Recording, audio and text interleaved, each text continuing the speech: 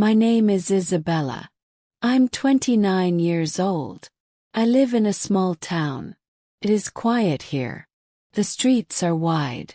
The people smile but don't ask much. I live in a house with a porch and 2 old chairs. Every morning I sit outside with a cup of tea. I watch the sky. I listen to the wind.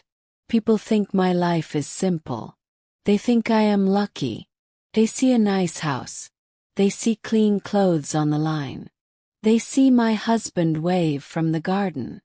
They smile and say, "You two are a lovely couple." But they don't see me when I am alone. They don't see how quiet I am now. They don't know that I used to laugh. I used to sing when I washed the dishes. I used to dance while cleaning the floor. But now the house is always silent. My smile feels heavy. My eyes look tired. My husband's name is William. He is strong and tall. He works with his hands. He builds things. He fixes fences. He carries heavy wood with no help. People respect him. They say, "He's a good man. You're lucky." But I don't feel lucky. William never shouts. He never breaks things. He does not hit me. He says that makes him a good man. He says I should be thankful. And for a long time I believed him. I thought I was the problem. I thought maybe I was too loud, too soft, too slow. He does not get angry, but he makes me small. "You should lose some weight," he says when I wear my favorite dress. "You always forget things," he says when I ask a question. "Try harder next time," he says when dinner is not hot enough. First I tried harder. I woke up earlier. I brushed my hair longer. I cleaned the floor twice.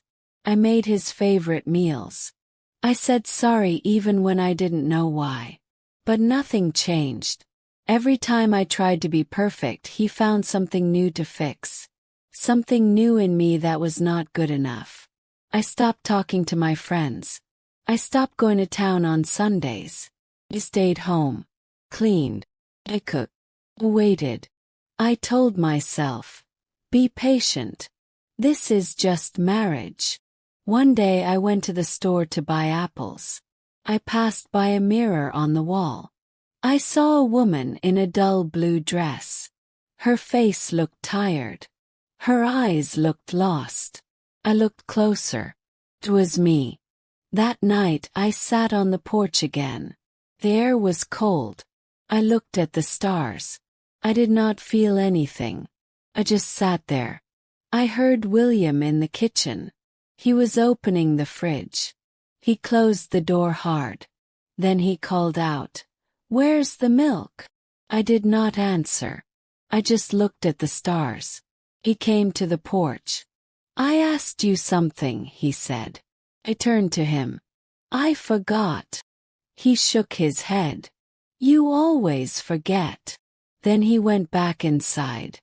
The door closed behind him. I sat there a long time. Later I could not sleep. I walked around the house. I looked at the books I used to love. I touched the cold window glass.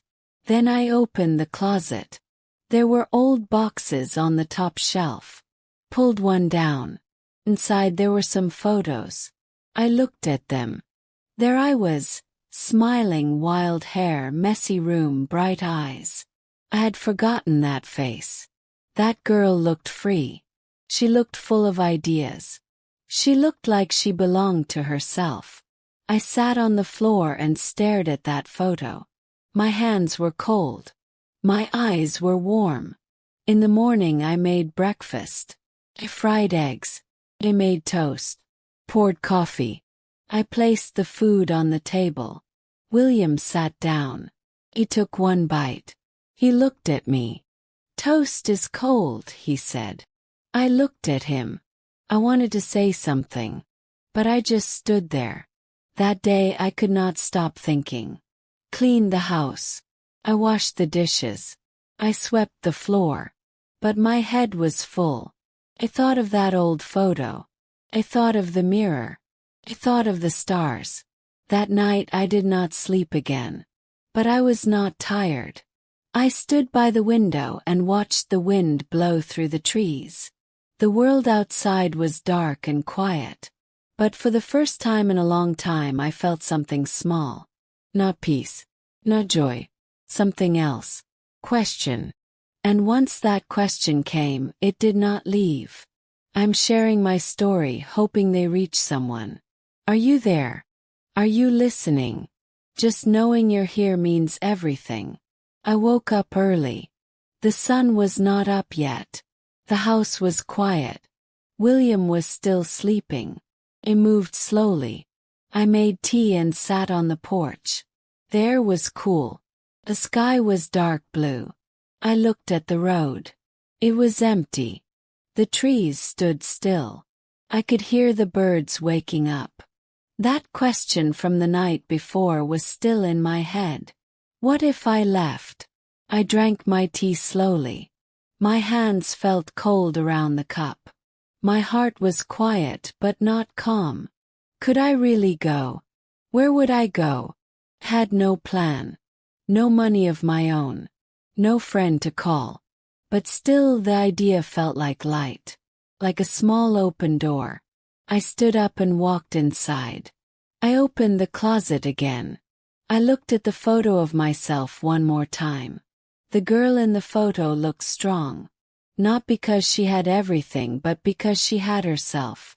Missed her. Missed me. Later that morning, William came into the kitchen. He looked at the table. No breakfast. Isabella, he said. What's going on? I'm not hungry, I said. He looked at me. You look tired. Try harder, please. Don't ruin the day. I just looked at the floor. That day I went to the town store. I bought bread and eggs. The woman at the counter smiled at me. Good morning, Isabella. How's William? He's fine, I said. My voice was soft. She handed me the bag. You're lucky. He's a hard worker.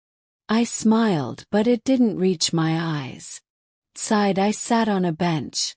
I looked at the road again. I watched the cars pass. Counted them. 2, 5, 7. And then I saw it.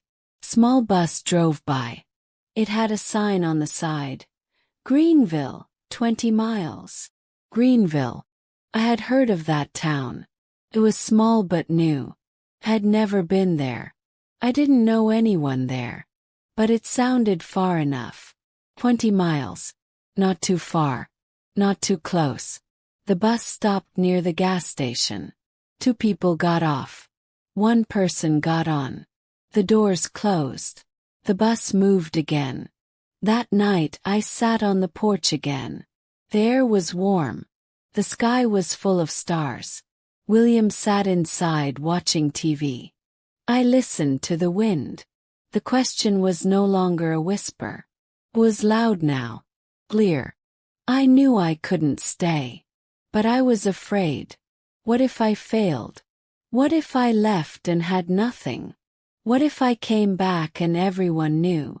I shook my head. What if I stayed and forgot who I was? That question was worse. The next morning, I opened the old drawer in the hallway. Found a bag. It was small and brown. I wiped off the dust. I placed it on the bed. I looked at it for a long time. Then I packed. Only a few things. 2 shirts. 1 pair of pants. My toothbrush. Photo. I didn't know where I was going. I only knew I had to go. At noon, William came home early. He looked at me. You didn't clean the porch, he said. And lunch isn't ready. I was busy, I said. Busy with what? He asked. I didn't answer. That night I couldn't sleep again. But I didn't feel weak. Felt sure. Got out of bed. I took my bag and walked down the stairs. The floor was cold under my feet. The house was quiet. William was still asleep. I didn't leave a note. I didn't look back. I stepped outside. The air smelled like grass. The sky was turning pink. I walked fast. My hands shook a little. My chest felt tight. But I didn't stop. The road to the bus stop was long. My legs hurt. But I kept going. I looked at the sky. The sun was rising. I reached the stop just in time. The bus was already there. The door was open. I walked up the steps. "Where to?" the driver asked. "Greenville," I said. He nodded. I sat by the window. The seat was soft. The air inside smelled like coffee and dust. As the bus moved, I looked back one last time. The town was behind me now. The houses looked small. The trees waved in the wind. I didn't cry. I didn't smile. I just breathed. The road was long and quiet. The bus drove past farms, fields, and signs I didn't know. I watched everything. I wanted to remember this moment. We reached Greenville just before noon. The bus stopped near a small shop. I got off and looked around. The town was small, but it was alive. People walked slowly. Shops had flowers outside. I saw a little park with 2 benches. I sat down. I watched the people. I felt the sun on my face. I was alone. Had no home here. No job. No plan. But I had space. Had air. Had me. Greenville was quiet but not cold. People here did not stare. They did not whisper. They walked past me like I was just a person. Not a wife who ran. Not a woman who left her husband. I sat on the bench for a long time. The sun was warm. The air smelled like grass and something sweet. I didn't know what to do next. I didn't know where to go. But I was not scared. Not like before. My hands were not shaking now. After some time I stood up and walked. Past a few shops. One had fresh fruit by the door. Another had books in the window. Kept walking. A small building caught my eye. It had glass doors and green plants outside. There were buckets and gardening gloves near the wall. I stepped closer and looked in. Inside, a woman was working with flowers. She moved slowly like she had done it for years. Her gray hair was tied back. Her shirt had a few dirt marks. She looked up and saw me. She gave me a soft smile. "Looking for something, dear?" I shook my head. "Just looking." She nodded. "That's fine. You can stay as long as you like." I walked inside. The smell of flowers filled the air. Roses, daisies, and something else I didn't know. The room was full of soft colors. It felt warm like sunlight on old wood. The woman looked at me again. "You from around here?" "No," I said. "I just got off the bus." She wiped her hands with a cloth. "Name's June. I own this place. Been here 20 years. I'm Isabella," I said. She looked at me for a moment. "You okay?" Pause. Then I nodded. "I think so." June didn't ask more. She just pointed to the back. "There's tea if you want it." I didn't move. She chuckled. "It's not a test. Just tea." I smiled, the first real one in a long time. "Thank you." I stayed in the shop for an hour. I didn't talk much. I watched June work. She clipped stems, tied ribbons, and talked to the flowers like old friends. I liked the quiet.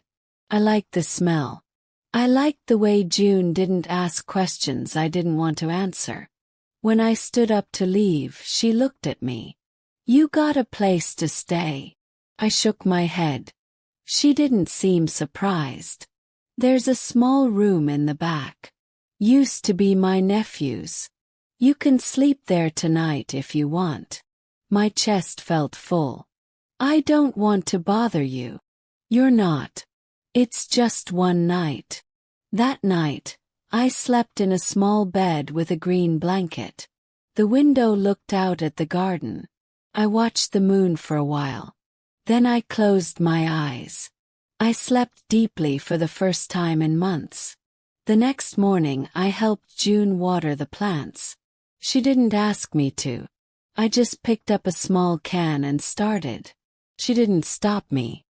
She just watched for a moment and said, "You're gentle with them. That's good." I stayed another night. Then another. I didn't plan to. Just happened. Each morning I helped a little more. Cleaned the shelves. I swept the floor. Cut flower stems. June never said much, but her eyes always noticed. After a week, she looked at me over her cup of tea. "You need a job." I nodded. "You've got one." I didn't know what to say. My hands were still wet from washing buckets.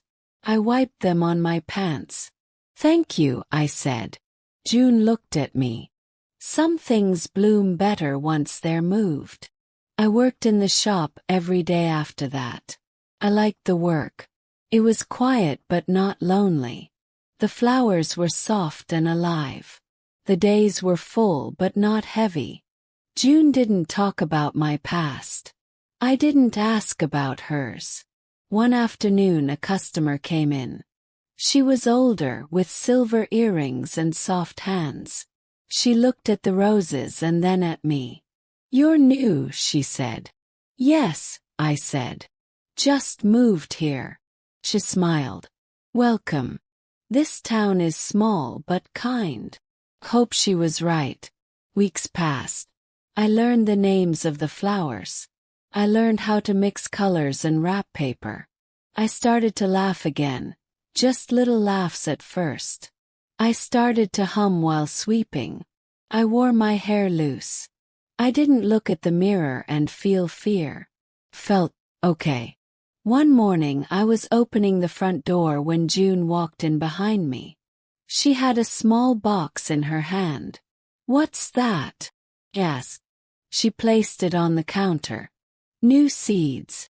Thought we could plant them today." I nodded. I liked the way she said we. We worked in the garden that day. The sun was high. The dirt was soft. June showed me how deep to plant. I placed each seed with care. She said the earth can feel when you rush. When we finished, we sat on the back steps with cold drinks. June looked at the flowers, then at me. "You've changed," she said. I looked down. "Maybe. You stand taller now," she said. "Like someone who's not hiding anymore." I didn't answer. I just took a sip of my drink.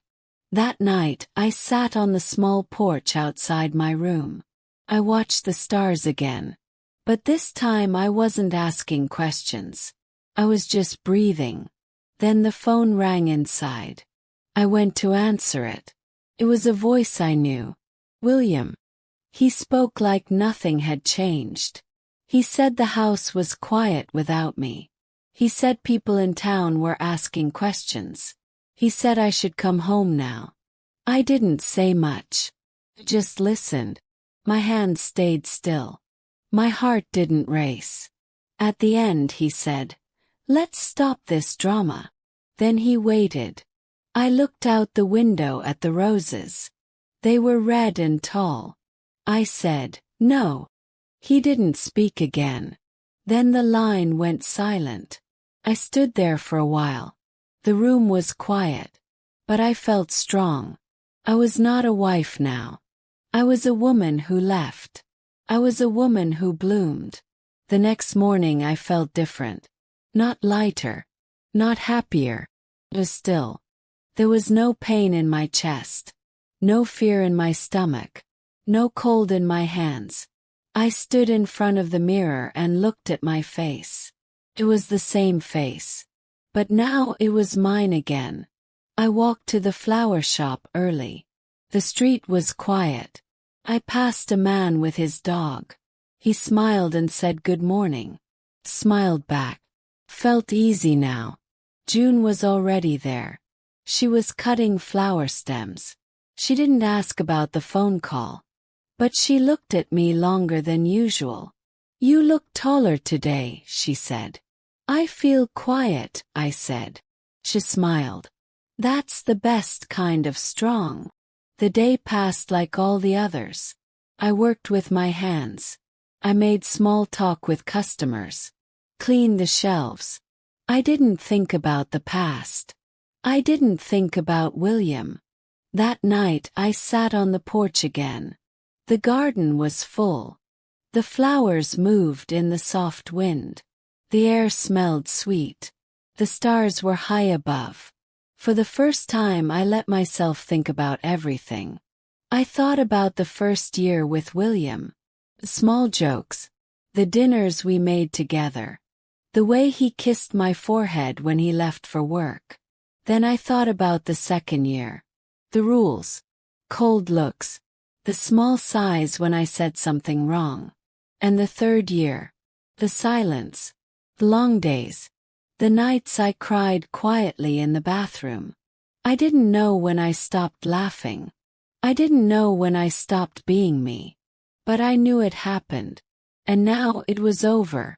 I stood up and walked back inside. I opened the small drawer next to my bed. Inside was the photo. The one of me before. I looked at it for a long time. Then I put it back. I didn't need it anymore. I knew that girl. She was here now. Not in the past. Not in a picture. She was me. The next day June gave me a small task. "I need you to take these flowers to the park," she said. "It's for a little wedding. Simple and sweet. You okay to go?" He nodded. "Of course." I placed the flowers carefully in the box and walked to the park. It was not far. Just 5 streets away. The grass was soft. A few chairs stood in a circle. There was a small white cloth tied to 2 trees. A young woman came running up to me. "Oh, thank you. They're beautiful." She looked nervous but happy. Her hands shook a little as she took the flowers. "First time getting married?" "Yes." She laughed. "Yes. Can you tell?" Smiled. "Just a little."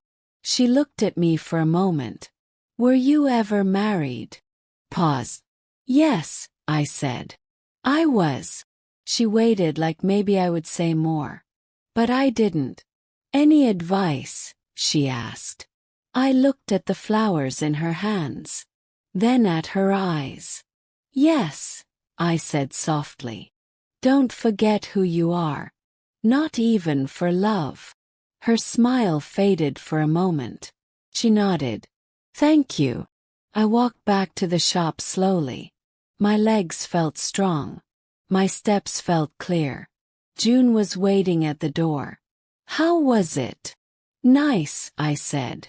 "Simple and sweet." That evening June made us tea. We sat outside as the sun went down. She held her cup with both hands. "You remind me of someone," she said. "Who?" "Me. A long time ago." I looked at her. "You left someone too." She nodded. "A long time ago. People didn't talk about it back then. But I left. And I never looked back." "Did it get easier?" She looked at the sky. "Not at first. But one day it didn't hurt. Then one day I smiled. And one day I laughed. And then I planted flowers," she said. "And life became mine again." I looked at the garden. "Thank you for giving me a place." June touched my hand. "You gave it to yourself. I just opened the door." I didn't cry. But something warm moved inside me. Soft kind of peace. The next week, I rented a small room near the river. It had 2 windows and a small table. It wasn't much, but it was mine. I moved my bag and clothes. June helped me carry a small chair. "This is your beginning," she said. "I hope so." She hugged me tight. "It already is." I still worked in the shop. I still watered the garden. But now I walk to work each morning. Past the park. Past the bakery. Past people who knew my name. People who smiled and waved. Time moved slow but steady. Saved money. I bought a better pair of shoes. Cut my hair short again. And one day, without meaning to, I laughed. Came from deep in my chest. It was soft, but it was real. That night I sat by the river. I watched the moon. I didn't think about William. I didn't think about the girl I used to be. I thought about the woman I was now. She was quiet. She was calm. She was whole. And she was mine. I hope you have enjoyed the story. Like and comment if you want to hear more soon.